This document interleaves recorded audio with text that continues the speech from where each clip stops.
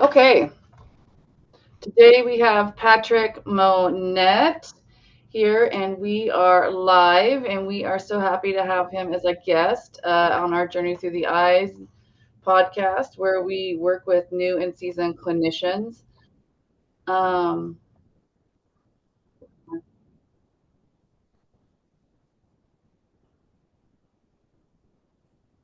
okay, Jesus,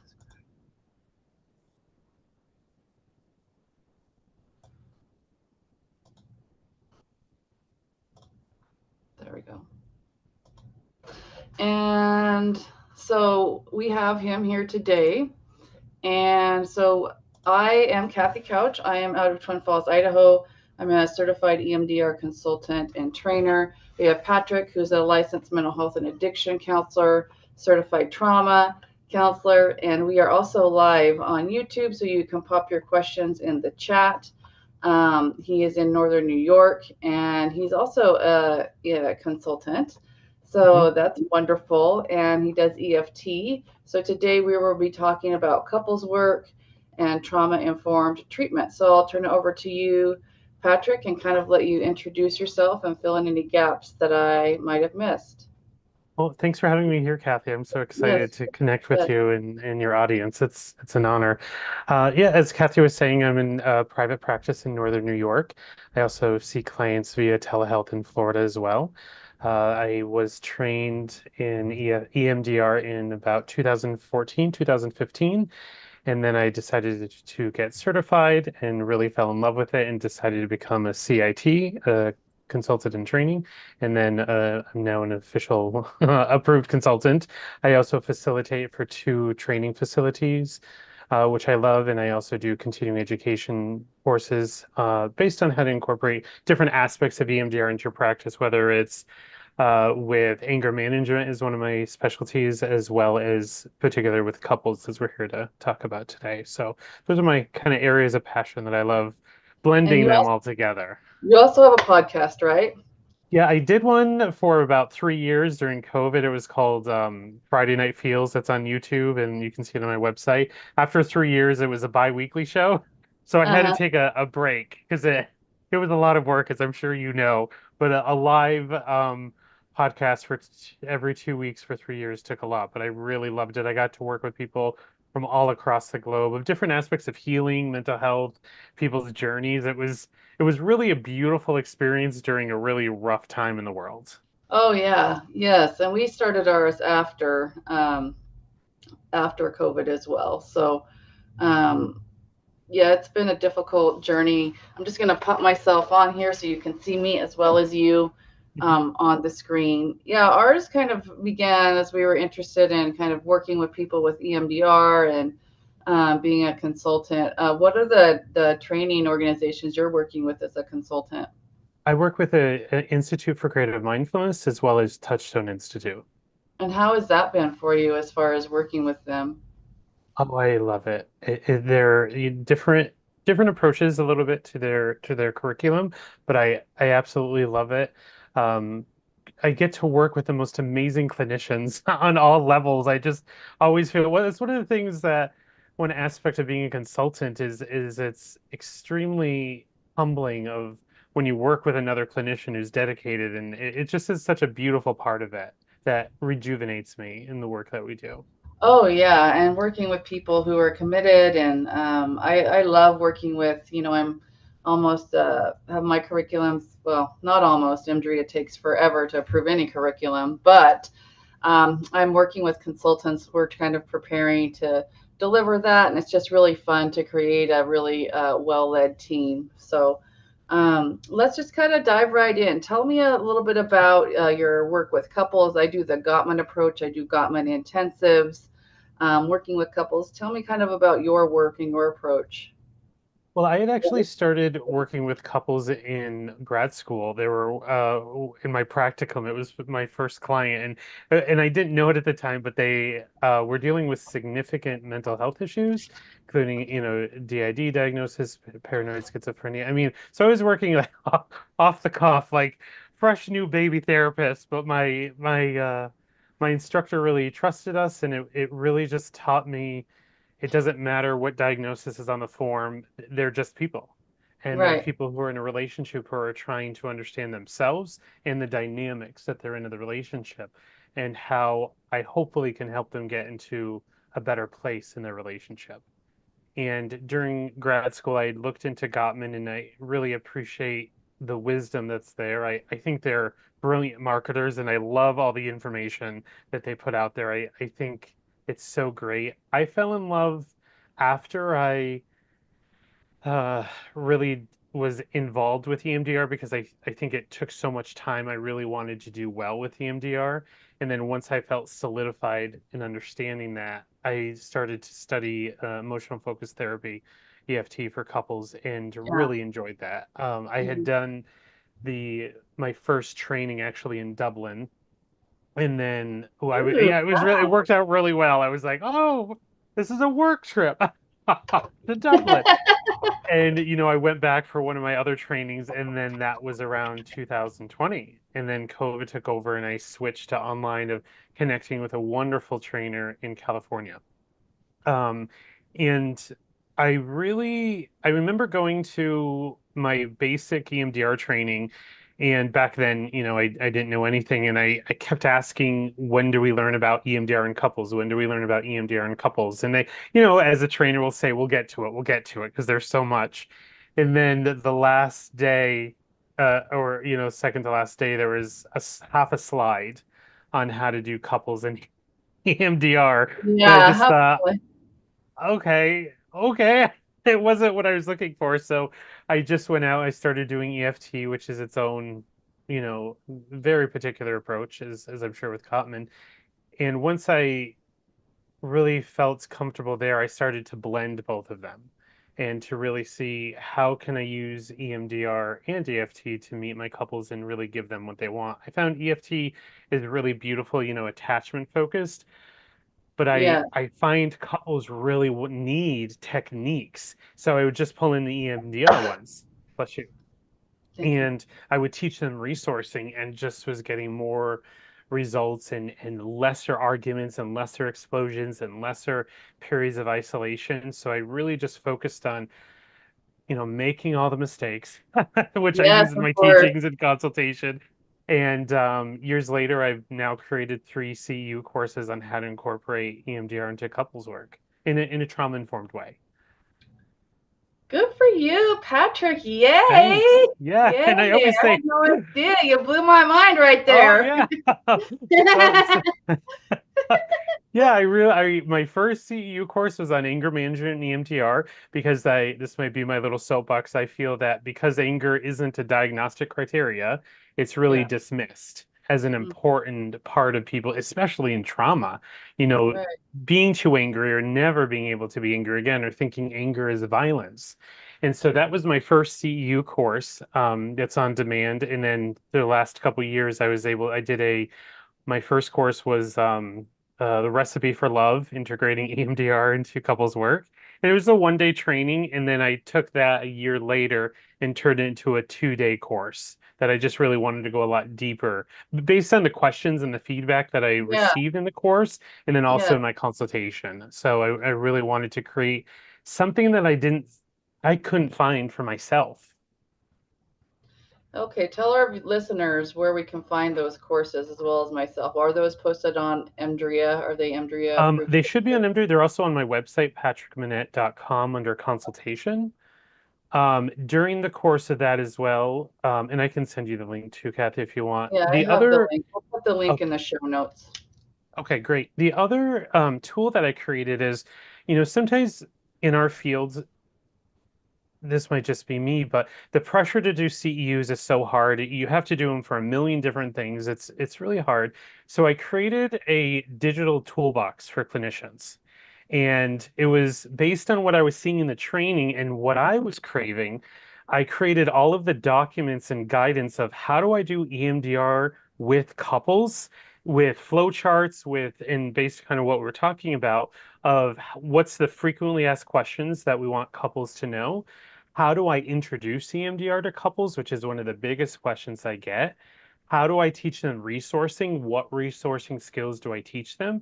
And then the biggest question I get is, how do I do reprocessing with a couple? So I created sort of like a flow chart in the toolbox that gives you all of these prompts of, this is based on my experiences. If both partners are this, do this. If partners are this. So that way you're not, it's not the blind leading the blind. I love that. I love that. I'm definitely going to take that. I'm almost licensed in Oregon, and I think they require 30 CEs a year. I Oh, don't know how wow. many it is for New York. It's 20 in Idaho. How many are there in New York? For the license, it's Uh, 36 every 36 3 years. Mhm. every three. So yeah, that's 30 in Oregon every two, and in Idaho it's 20 every two. And then they have different requirements for ethics. But yes, I think that's really important. And I've heard, in my consultations, I've heard a lot of people ask for a reference, so I'll be sending them to you.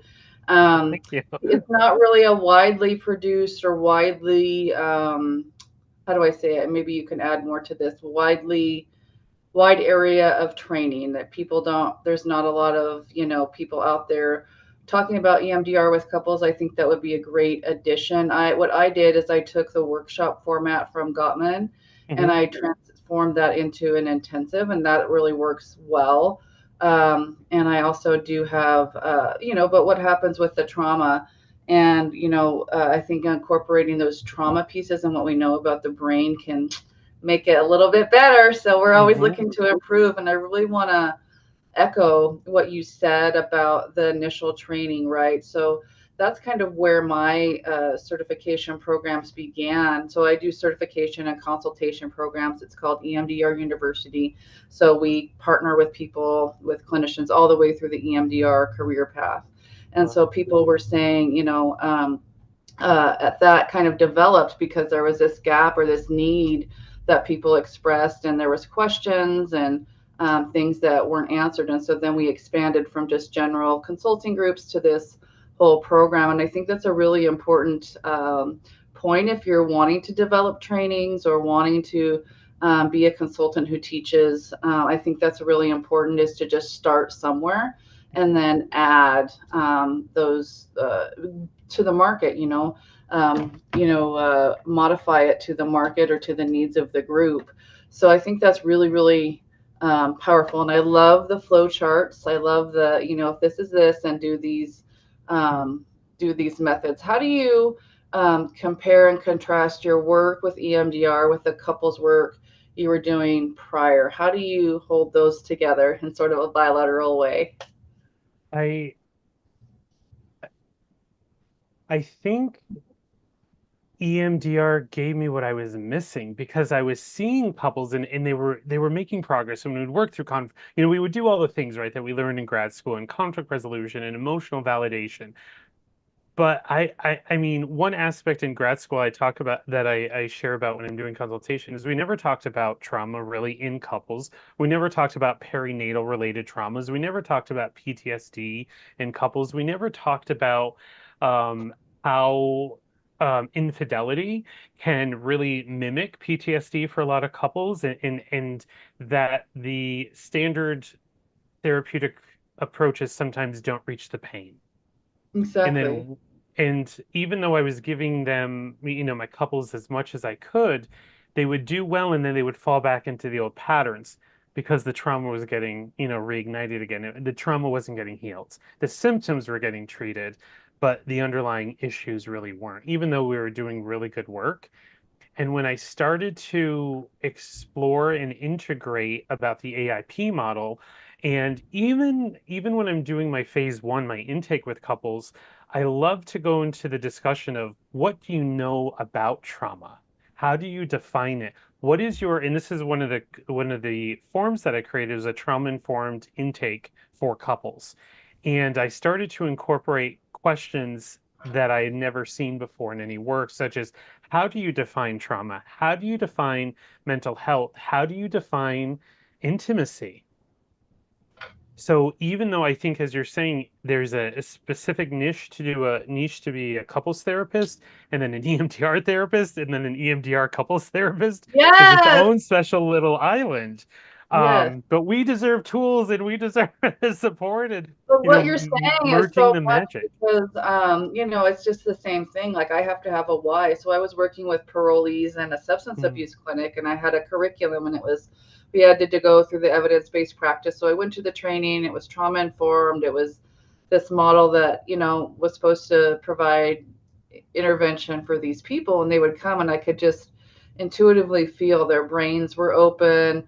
There's a lot of ethics around probation and parole and the disclosure, working with parolees and the expectations about what you will share with the state or the probation office. And so they were really kind of scared and nervous about what to say in mhm, treatment. And so I was thinking about this and I thought there has to be a better way. And that feels to me like what you're saying to me right now is there has to be this better way. And so then when I found EMDR, it was what you're saying, treating that core of what's happening. And I feel maybe like this is the next step for me is to go in and get to this like deeper level and now harness those skills with trauma. mhm, The other thing is that there is not a lot of trauma informed couples therapists. And so I really appreciate and value what you do and offering consultation and to support to the community. You can find him on his website for consultation. But I think that's so important to have a resource for consulting and consultation, so I can just talk about different strategies. mhm. And I think, the more competent or the more experience I get, the more consultation I need.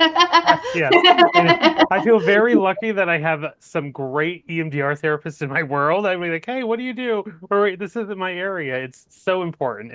I love that about EMDR is how everyone gets consultation and supports each other.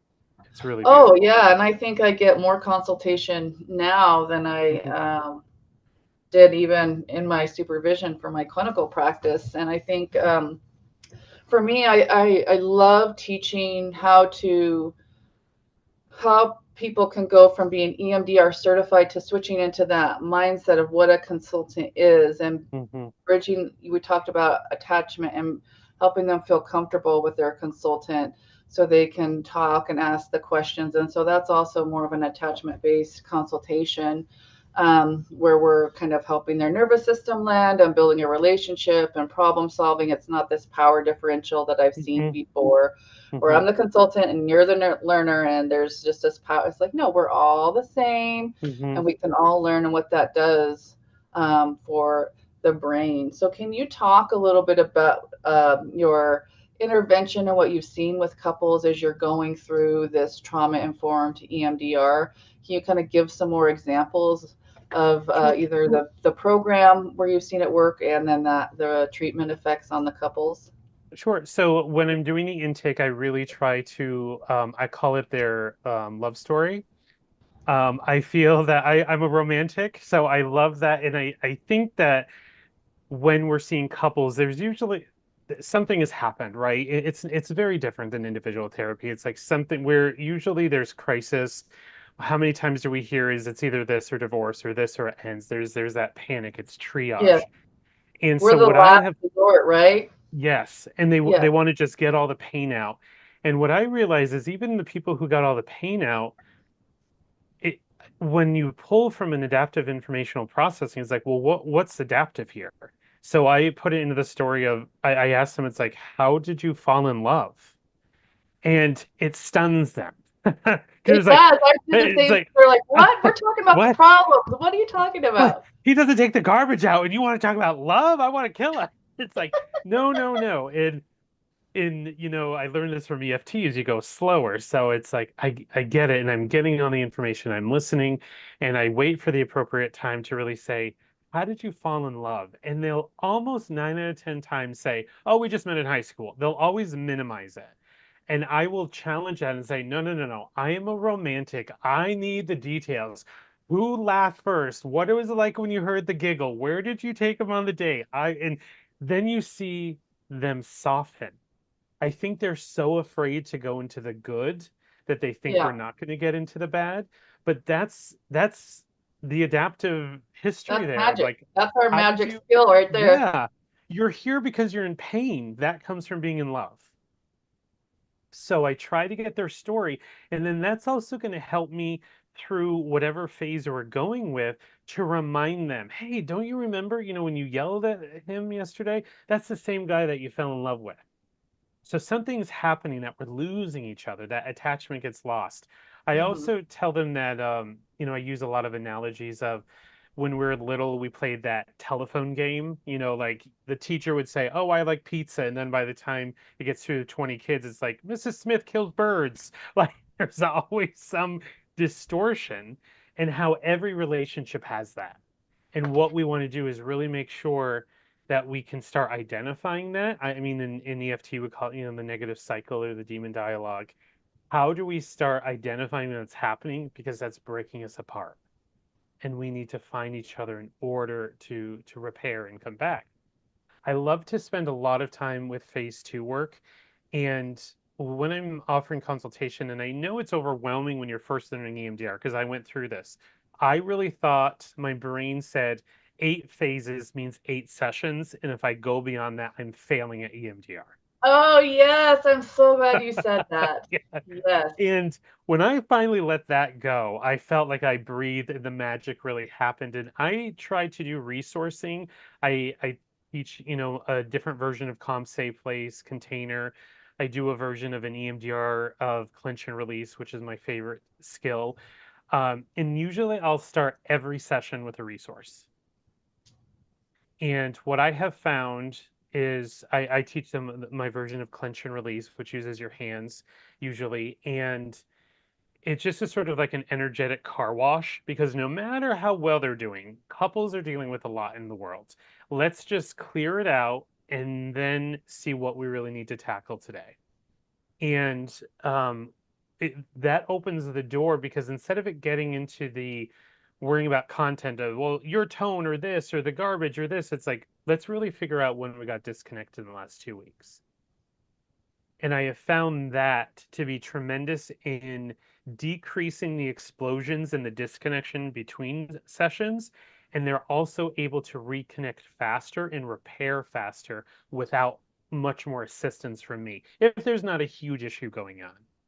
I Yeah. I've seen that especially around holidays are really, really difficult. The stress just goes through the roof. But when we're able to reconnect and do a little bit of resourcing, they're able to decrease the stress, get the frustration out, and say, hey, they can see their partner. I've seen it session and session again of, oh, I remember you. I haven't seen you in a couple weeks. It's been wild. And then we can pull from that love to help them see, where do we need to go today? Where's the repair? What do we need strength in? Where's the injury that's really affecting us? And I found that I've had more buy-in when they'll use more skills outside of, especially with couples, because you usually have one that's not as ready, I would say. One's usually ready to be talk therapy and the other one doesn't really want to be there in a lot of cases. And I find when you give them the EMDR skills, both partners can get relief. I see. And then And this they is and then they open up more. part of what your training has uh, Yes.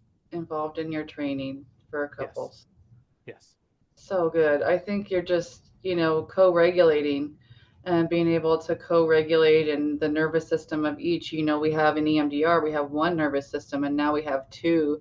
So Hmm. teaching those co-regulation skills and that adaptive piece. Are you seeing couples weekly therapy? What's your treatment model for them? Is it weekly, 90-minute, 60-minute intensives? What's your treatment model? So, what I typically do is I do about 55-minute sessions weekly if I can. Sometimes it's hard schedule. I mean, with 3 schedules, kids, family, especially in the summer. I like to do with new couples weekly if I can, if not bi-weekly, depending on the severity of the issues. I do offer, it's not so much EMD, but I offer the Hold Me Tight program for couples who might want more intensive as well. And I really love that I turned it into an 8-week program. That is, I do it all on telehealth, so it doesn't matter where you are, or on Zoom. It's an hour and a half, but it's a trauma-informed one.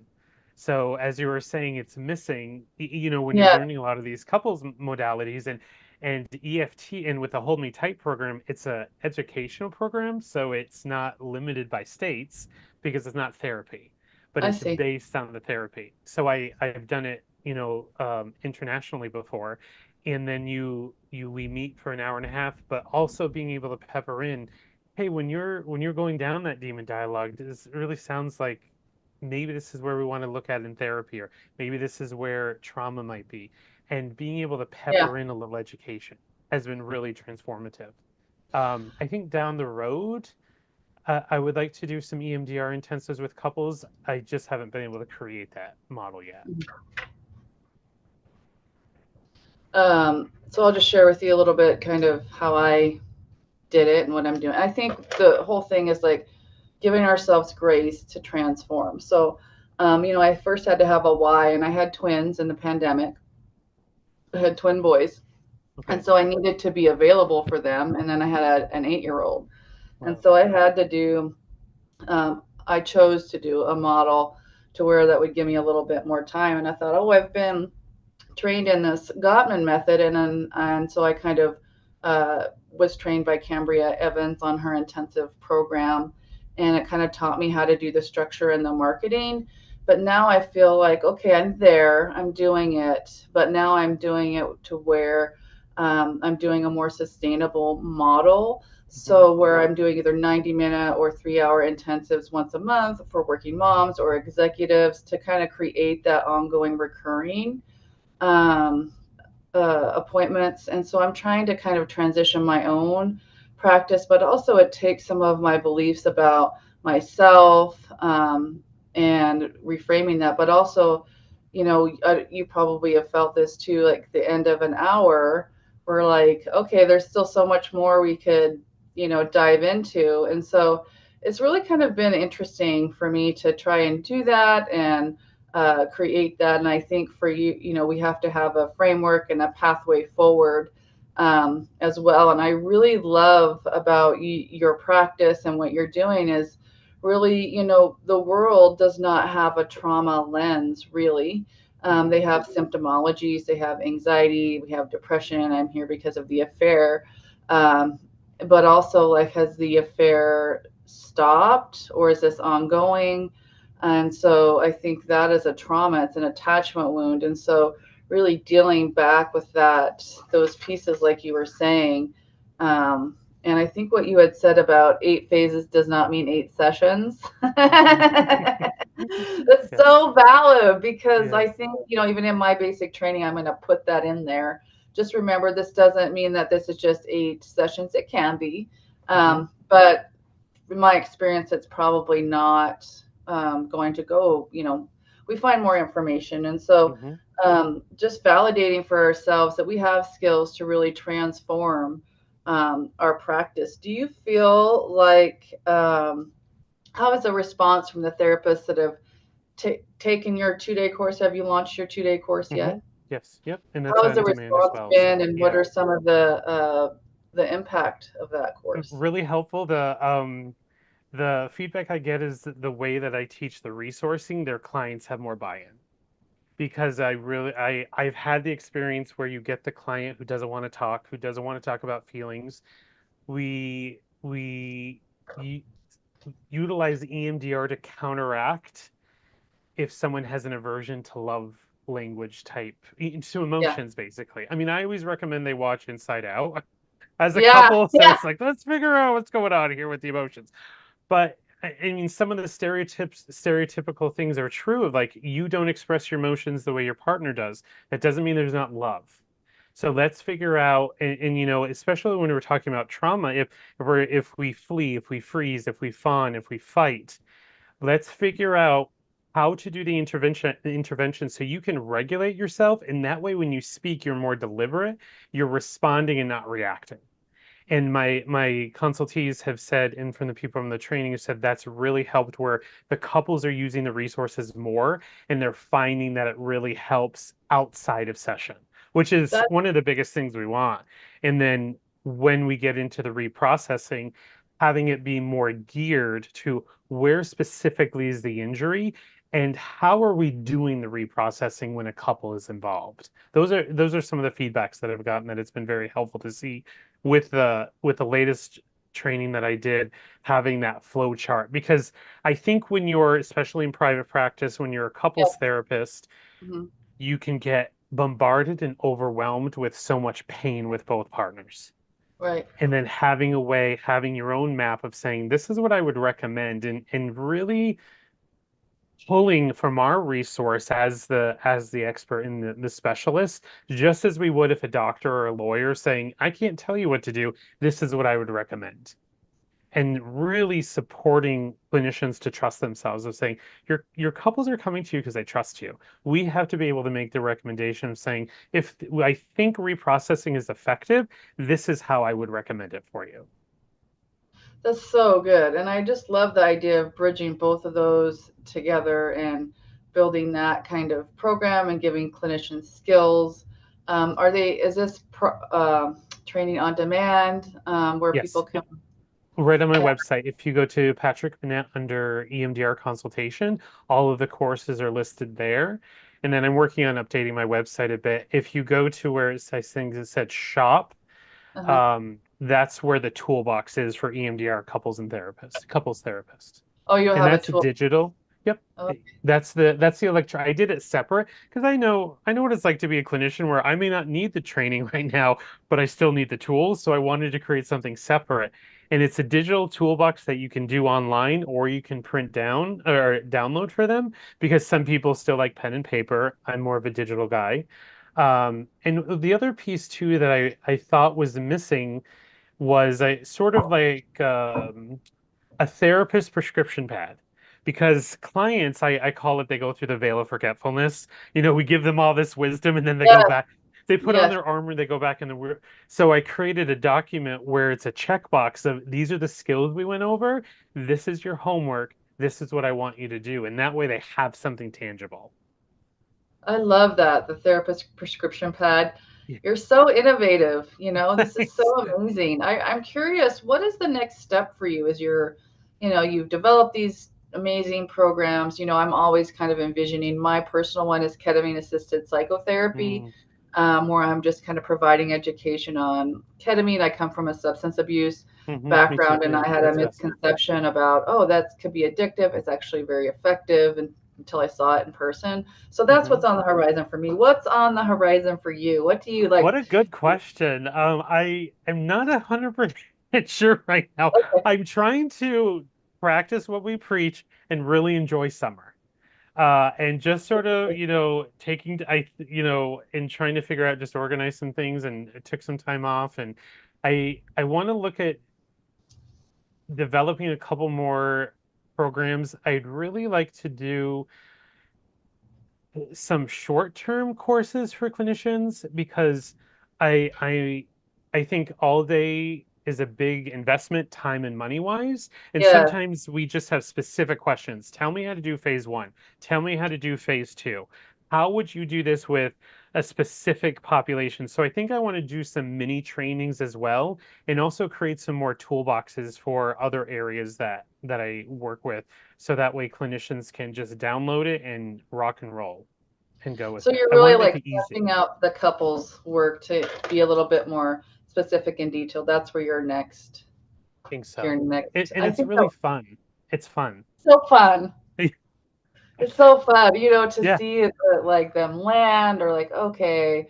But I still do resonate with you because I still have felt like we get through the intensive, we still have this felt sense of like, hmm. And so I'm still, I've been trying to figure that out. And I wanted to ask you, as I've developed trainings and, different kinds of the things. So, what piece of advice would you give a consultant that's trying to develop a program? My piece of advice is it all starts with an idea. Find, a problem we're solving. Find something that you're passionate about that maybe isn't out there and try it. Because I know, as I'm working with consultants, that we have to now market ourselves as a professional identity or a Hmm. specialist. And my piece of advice is to kind of go back and look at your resume, see what trainings you've done, and start there. Hmm. And just kind of see, what, and so for me, I'm a thanatologist, so I specialize in death, dying, and bereavement. And I'm going through, so that was first, and then I'm going through Hmm. this consultant piece, and I get there, I'm like, I don't have no idea what my specialty is, and I'm like, oh, duh. And so it was like, Yes. oh, okay. And so, what kind of piece of advice would you give, or maybe have you learned through developing these from maybe your pre-self, maybe thinking about being a consultant, developing these to now your post-self? Hmm. I think that's a really good question, Kathy. What I would actually pull from when I used to teach at the university, Mhm. I was so grateful we had a whole department of education support. So they would come in and observe you, and then you would meet with them, and they would give you feedback. And Good. it was the best experience I ever had. So it really taught me how to, when I'm doing trainings, what Yeah. I try to do is make sure that I'm incorporating all different learning perspectives. So I've done a lot of trainings where people will just read off a PowerPoint, or Yes. there's no interaction, there's no Right. video. Yeah. The feedback that I get is, and I will say this, participants love role plays. And I'm a little theatrical, so I will role play and like I love it because it's just like, in trainings, I think we see the perfect if we see demonstrations, these are the skills. And it's like that's the bar, right? But I don't work with the bar when I'm in when so I'm dealing with people who are in pain, who aren't on the script, who are in crisis. So being able to say what happens when a skill doesn't go right, when calm safe place blows up in your face, or they have an ab reaction, where are those skills, and what do we do with those? I think being able and the one thing I can say is the trainings I get the most of is when you see people's joy as the instructor.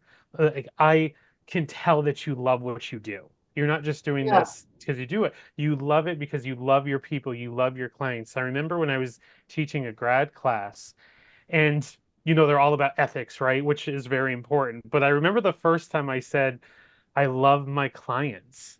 And the students were really surprised that I would even say that because it seemed well, yeah, I love what I do. That passion has to come through. I think it also has to be something that they can walk away with, that they can walk the training away and say, I have a better idea of how to do this. I've attended many trainings where it's sort of like smoke and mirrors of, yeah, I can do this, or I have done this. When I'm working with a new person, I really want to have the framework of, well, how do I do that ethically? I don't want to have to do 17 more trainings to do this Yeah. one skill.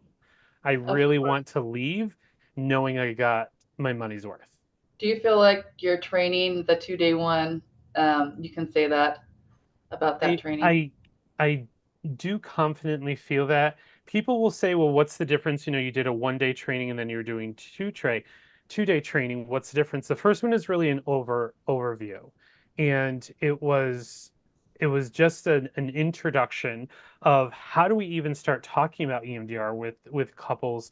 How do we go into phase two, phase three? How do we do reprocessing? What do we talk about with DID and ab reaction with couples? And you can only fit so much in a 1 day training. So I took the feedback from that training and the great discussions we had, which really inspired me. And I created the first day was intended for any clinician. So you don't even have to be an EMDR therapist to take it because it's a trauma-informed couples course. And that's where I created the documents of this is A, B, C, and D, the questions I would ask my clients. If you are a couples therapist or maybe an EMDR, or maybe a new graduate student or newly graduated, and you don't really know how do I be a trauma informed couples therapist. So being able to and what I wanted to do is I did it in a EMDR lens, but you don't have to be an EMDR therapist to do it. But Yeah. that's who I am, so it's going to be That's who you are. that's who I am. Yes. So we talked about, and whether or not you're an EMDR therapist, we all do resourcing. So whatever you call it, then I would Yeah. just talk about, the first one. This is something I missed from any of my training is really talking about intimacy and mental health, intimacy and addiction, when one partner might have a history of mental health or trauma or abuse and the other partner doesn't have any. How do we create a new language so they can support each other without one feeling, above the other one? And then day two was the requirement is you have to be a trained EMDR therapist because we go into a deep dive of phases 3 through 8 of Uh-huh. really how do we determine what is an appropriate recommendation when we're doing reprocessing. I see that a lot of clinicians struggle with that. I see a lot of discussions in the Facebook groups and in trainings where, oh, well, can I just do reprocessing with both partners present? It, and that's like Yes, saying it's such a complicated situation, and I feel sometimes it's rushed. for sure. And being able to spend a whole day together saying there is a lot of criteria that I created of when I'm recommending EMDR, when I'm recommending reprocessing, let me be very specific. Why am I introducing it to the couple? How is that going to incorporate into the dynamic that I have with the couple? And how do I prevent making sure there's no isolation?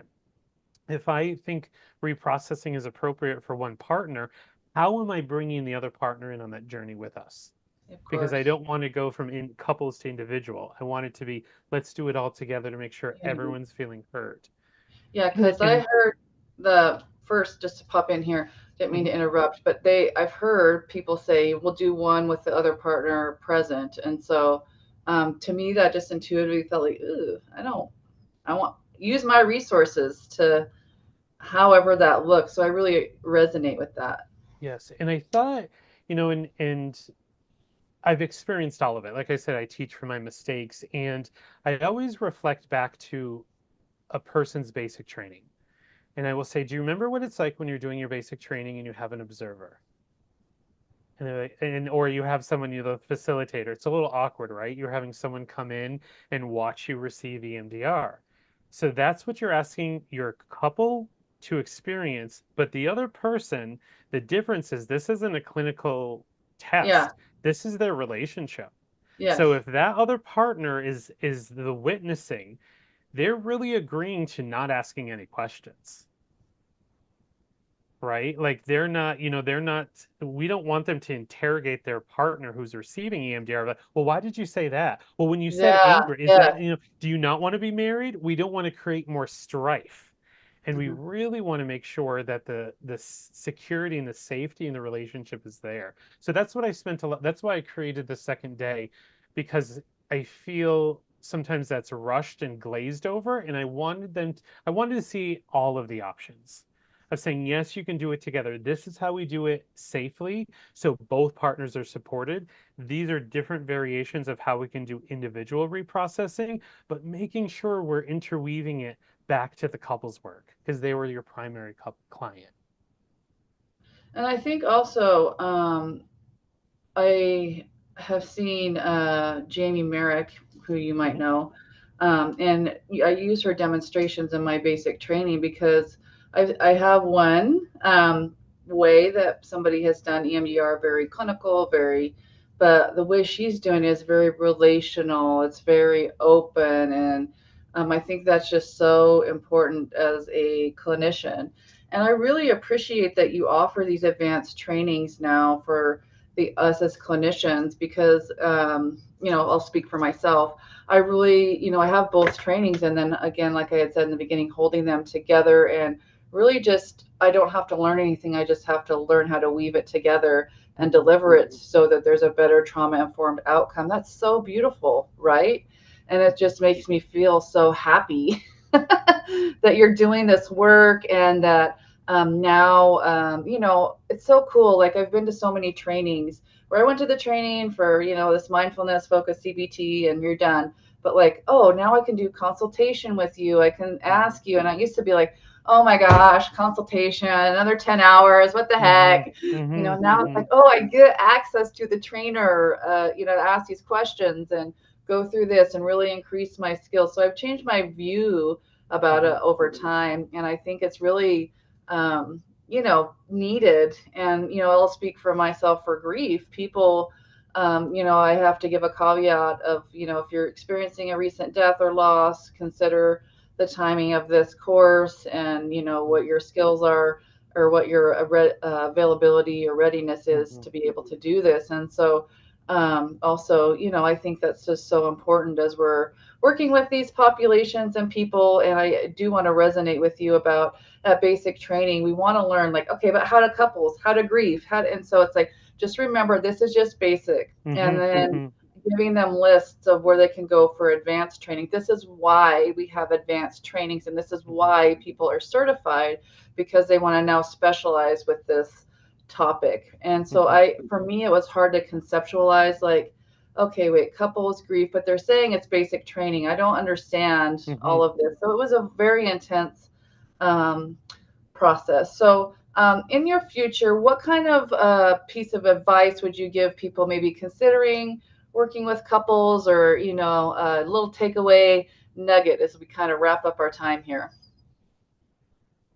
I would say, remember, you are the specialist in this area, and we really have to be confident in ourselves to help the couples go slow, and to know, even if we go slow, that doesn't mean we're not going to go anywhere. It's okay to be in the pain, because we have to understand it in order to get it better. I've learned that a lot from doctors and attorneys that I've worked with over the last few years, of they don't jump into the courtroom or the operating room without knowing all the details.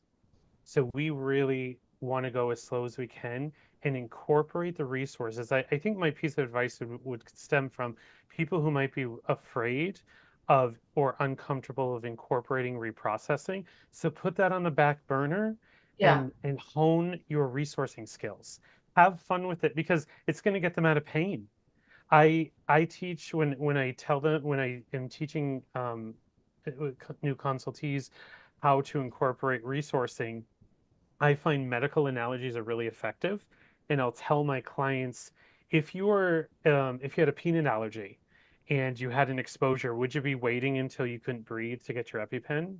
They're like, well, no, of course not. It's like, exactly, you're going to do it right away. That's what we want you to do with these skills. We don't want you to wait until you're in crisis. As soon as you start feeling emotional disturbance, start using clench and release, start using your container, start using your box breathing. We don't want you to be in pain longer than you have to. So good. I'm so happy that I connected with you and Thanks, found Kathy. you. You I'm definitely too. going to be back. So Yay! Thank you so much. Woo. I love it.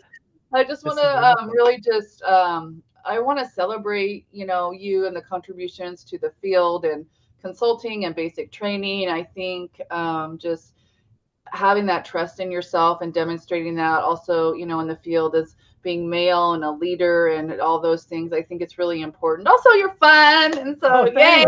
thanks. Yay, thanks.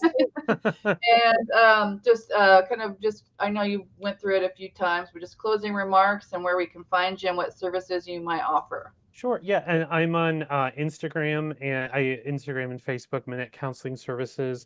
You can visit my YouTube that has Friday Night Feels, which is the talk that I did, or the podcast I did for 3 years. I also do a free. You can go to my website, patrickmonette.com. And this would be something cool, is I have a free gift for couples that I created, a tool to help improve communication, and you can just sign up and you get the free PDF.